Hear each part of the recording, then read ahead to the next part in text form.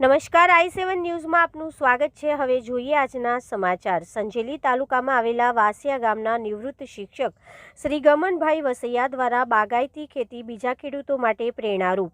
મળતી માહિતી મુજબ સંજેલી તાલુકામાં આવેલા વાસિયા ગામના નિવૃત્ત શિક્ષક શ્રી ગમનભાઈ વસૈયા, જેઓ હાલમાં 15 વર્ષથી નિવૃત્ત શિક્ષક છે, જેઓએ નિવૃત્તિ દરમિયાન નિષ્કલંક વાટિકા નામથી ઓળખવામાં આવે છે, જે બાગાયતી બગીચાની મોટું સર્જન કરવામાં આવ્યું છે। તેમના ધર્મપત્ની શ્રીમતી રમીલાબેન વસૈયાનો પણ ઘણો જ ફાળો છે।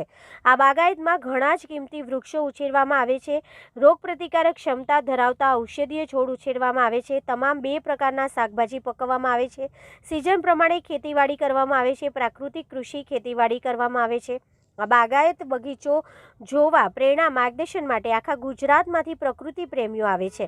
તમામ પ્રકારના છોડવાના રોપા તૈયાર કરી ખેડૂતોને જરૂરી માર્ગદર્શન હેઠળ આપવામાં આવે છે। દરેક રાજ્યોમાં ખેડૂતોને પ્રવાસથી નર્સરીની મુલાકાત કરવામાં આવે છે। આ સ્થળ દાહોદ જિલ્લામાં સુપ્રસિદ્ધ છે અને જોવાલાયક સ્થળ છે। આ બાગાયત પર તમામ માર્ગદર્શન આપવામાં આવતું હોય છે। પશુપાલન ઉછેર માટે સમજ આપવામાં આવે છે, જેથી ખેડૂતને પગભર થવા જરૂરી માર્ગદર્શન આપવામાં આવતું હોય છે। વિવિધ ખાતાના સરકારી લાભો તેમજ સબસિડીની માહિતી આપવામાં આવે છે। રિપોર્ટર અંબારામ કે ખાટ સાથે કેમેરામેન કપિલ બારિયા।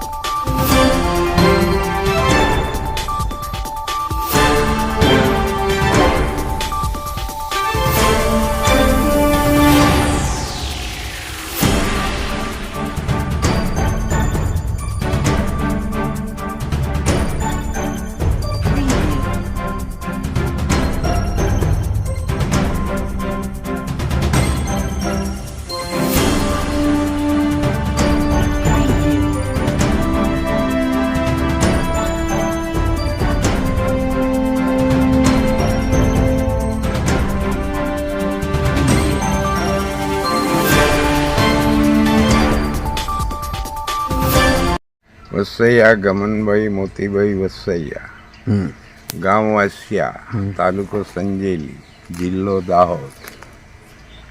અત્યારે અમે અમારી વાડીમાં ઊભેલા છીએ। અહીં પ્રાકૃતિક ખેતી અને વન આધારિત ખેતી છે।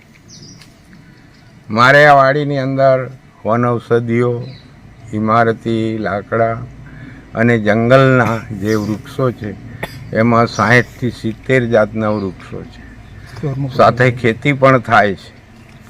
અને આ વૃક્ષના પાંદડામાંથી ખેતીને પોષણ પણ મળે છે અને પ્રાકૃતિક રીતે અહીં બધી ખેતી કરવામાં આવે છે, જેથી કરીને પર્યાવરણ બી સચવાય, ગામને ચોખ્ખી હવા મળે, આરોગ્ય તંદુરસ્ત રહે અને ઔષધિ દવાઓ પણ મળતી રહે અને માણસ ખુશહાલ રીતે જીવી શકે, એવી મેં આ પ્રાકૃતિક રચના કરી છે।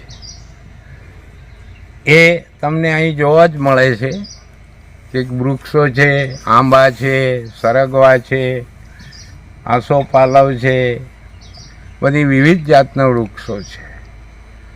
અહીં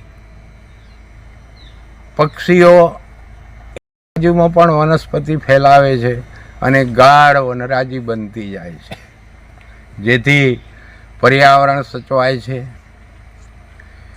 ખેડૂતોને રાસાયણિક ખાતર છોડી પ્રાકૃતિક ખેતી તરફ વળવું જોઈએ અને પોતાની જીવનની જરૂરિયાતની વસ્તુઓ અહીં ઉગાડવી જોઈએ, જેથી એમની તંદુરસ્તી જળવાઈ રહે, દવાખાનાનો આશરો લેવો ન પડે, રાસાયણિક દવાઓ ન ખાવી પડે અને પહેલાં વડીલો જે રીતે જીવતા હતા એ રીતે જીવતા શીખે તો ખેડૂતની સમૃદ્ધિ વધશે, એ સુખી રહેશે અને પ્રકૃતિ પણ સચવાયેલી રહેશે। ખૂબ ખૂબ આભાર।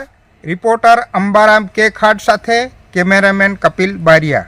અવનવી ખબરો જોવા માટે અમારી ચેનલને લાઈક કરો, શેર કરો અને સબસ્ક્રાઇબ કરો।